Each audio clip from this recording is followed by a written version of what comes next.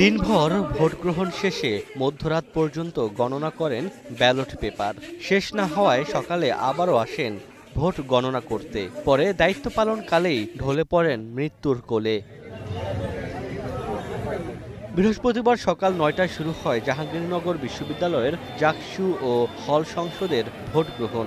নির্বাচনে প্রীতিলতা হলের পোলিং অফিসারের দায়িত্ব পালন করছিলেন চারুকলা বিভাগের সহকারী অধ্যাপক জান্নাতুল ফেরদৌস। মধ্যরাত পর্যন্ত ভোট গণনা কার্যক্রম পরিচালনা করে বাসায় ফিরে যান।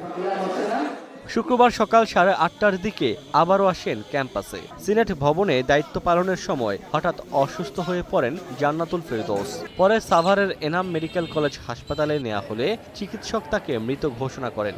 জাস্ট সিনেটের দরজার হাতল ধরেই উনি পড়ে গেছেন, ভিতরে ঢুকতে পারেন এই দরজার বাইরে। আনার পরে অ্যাম্বুলেন্সে উঠাই, তখন ওনার যে হাজব্যান্ড উনি পাশে ছিলেন, কোথাও ছিলেন হয়তো, উনি আসছেন। আসার পরে উনি সহ আরও কয়েকজন শিক্ষার্থী ছিলেন, মেয়ে শিক্ষার্থী। তো তারা উঠে তাদেরকে প্রথমত নিয়ে যাওয়া হয় আমাদের মেডিকেল যে চিকিৎসা কেন্দ্র সেখানে। তারপর সেখান থেকে উচ্চতর চিকিৎসার জন্য তাকে এনাম মেডিকেলে নিয়ে যাওয়া, সেখান থেকে তাকে চিকিৎসক শাওন উনি ঘোষণা দেন।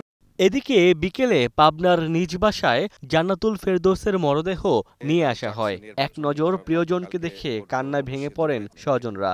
জানাজা শেষে দাফন করা হয় এই শিক্ষককে। আমাকে হোয়াটসঅ্যাপে একটা মেসেজ দিছে। মেসেজটা হলো, আব্বু আমি ভোট গুনতে যাচ্ছি।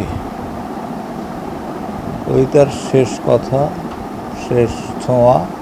সে আমার বোন, তাকে আমি তো অনেক ভালোবাসি। তার এইভাবে যাওয়া আমি মেনে নিতে পারতেছি না। জান্নাতুল ফেরদৌস জাহাঙ্গীরনগর বিশ্ববিদ্যালয়ের চারুকলা বিভাগের প্রথম ব্যাচের শিক্ষার্থী ছিলেন। পরে তিনি বিভাগটিতে শিক্ষক হিসেবে নিয়োগ পান। তিনি জান্নাতুল মৌমিতা নামেও পরিচিত।